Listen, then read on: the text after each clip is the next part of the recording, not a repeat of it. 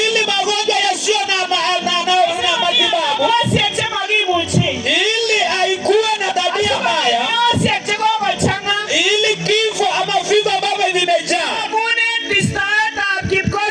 ni kwa sababu ya kukosa kutii kwa mwanadamu. Hakukosa kutii Mungu wa watu wa Kaptene. Tukirudi leo hii kutii Mungu, tukirudi leo kuacha dhambi,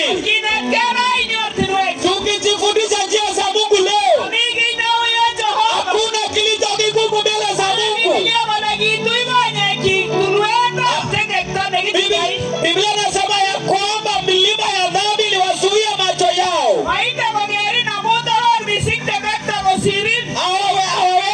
Mungu hawezi kukuona kwa sababu milima ya dhambi ni kubwa kwako. Ndio maana tumekuja kuhubiri toba na utakatifu. Toba na utakatifu ni mlango ya msaada, mlango ya mtembeleo, ni ruhusa kwa Mungu kuweza kukuangalia.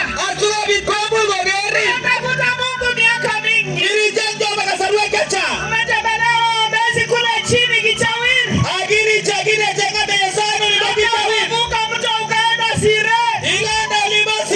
Nilisikia kuna mwingine huko Tunnel. Umetafuta Mungu miaka mingi, sababu gani hajakusikia?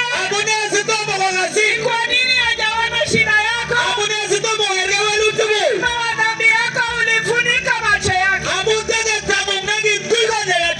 Bwana Yesu asifiwe. There is not way about it. Umezunguka kila mahali. Umepeleka mali yako kwa waganga, mali yako kwa wachawi. Umeenda ukalala huko ukafanyiwa kafara. Lakini mambo hayajabadilika.